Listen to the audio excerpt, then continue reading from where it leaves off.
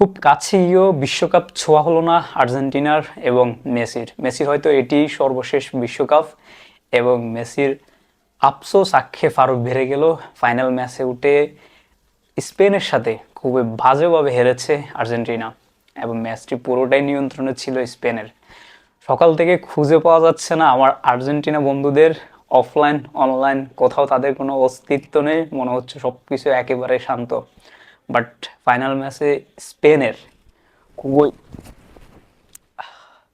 Final ম্যাচে স্পেনের খুবই দুর্দান্ত পারফরমেন্স এবং পুরো ওয়ার্ল্ড কাপ জুড়ে বিশ্বকাপ জুড়ে স্পেনের যে পারফরমেন্স দুর্দান্ত সেটি আসলে দেখার মতো ছিল এবং গতকালকের ম্যাচটি আসলে স্পেন ডিজার্ভ করে কাপটি। এবং খেলার শুরু থেকে আমরা স্পেনের একের পর এক আক্রমণ এবং পুরো ম্যাচ জুড়ে আর্জেন্টিনাকে পুরো নাজেহাল করা অবস্থা ছিল স্পেনের। এবং এই ওয়ার্ল্ড কাপে বেশিরভাগ পুরস্কারে স্পেন জিতে নিয়েছে, সবচেয়ে ইয়াংগেস্ট প্লেয়ার এবং golden ball, golden golden gloves সহ সব পুরস্কারে আসলে স্পেন জিতে নিয়েছে, শুধু গোল্ডেন বুট এমবাপ্পে পেয়েছে।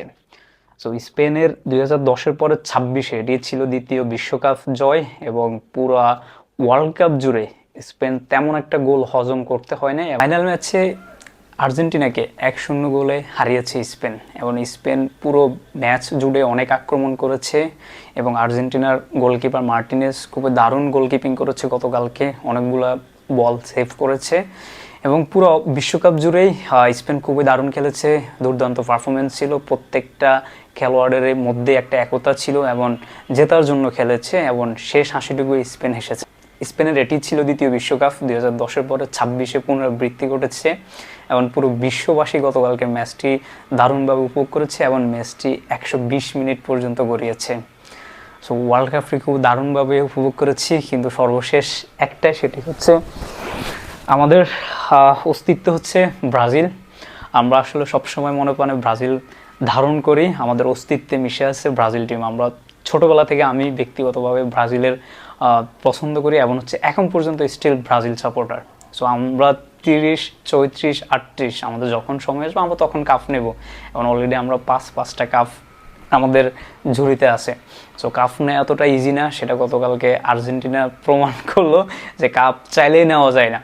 সো কাপ নিতে হলে আসলে সর্বোচ্চটুকু খেলাটা দিয়ে নিতে হয় এবং ব্রাজিলের জন্য আশা করি 30 বিশ্বকাপ ব্রাজিল এক্সামিশনটা কমপ্লিট করবে এবং আমাদের ব্রাজিল সাপোর্টারদের জন্য শুভকামনা রইল। আসলে আমরা ওয়ার্ল্ড কাপে অনেক যন্ত্রণা সহ্য করে আমরা এই ফাইনাল পর্যন্ত এসেছি। আসলে আমরা দল হারার পর আমি অন্য দলকে সাপোর্ট করতেই পারি, এটা আমার ব্যক্তিগত পছন্দের বিষয়, কারণ দল সাপোর্ট করা যায় কিন্তু একটা দল হচ্ছে ধারণ করা যায়, সেটি হচ্ছে ব্রাজিল।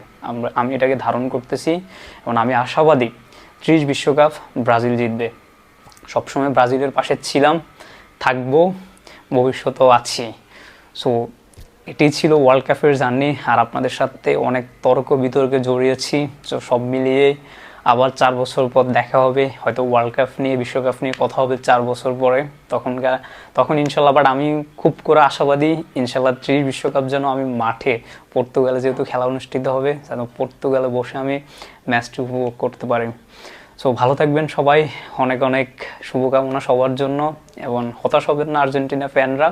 আসলে খেলায় জয় পরাজয় আছে, একদল জিতবে একদল হারবে, এটাই স্বাভাবিক। কিন্তু আর্জেন্টিনা আসলে ভালো খেলেছে এবং ফাইনাল খেলেছে। একটা দল আসলে ফাইনালে ভালো না খেললে আসতে পারে না এবং ফাইনাল ম্যাচটি আসলে আমরা উপভোগ করেছি এবং আর্জেন্টিনার জন্য শুভকামনা 30 বিশ্বকাপের জন্য। আর মেসির হয়তো এটাই শেষ বিশ্বকাপ ছিল, মেসির জন্য একটু হলো, আসলে যারা অন্য দল সাপোর্ট করে মেসির জন্য একটু হলো খারাপ লেগেছে, কিন্তু কিছুই করার নাই, এটি আসলে খেলা, জয় পরাজয়ের বিষয় এবং ইতিহাস পরিবর্তনের বিষয়। সো আসলে ইতিহাস লিখলো স্পেন, লামিন ইয়ামাল। সো ভালো থাকবেন সবাই, দেখা হবে ইনশাল্লাহ 30 বিশ্বকাপ।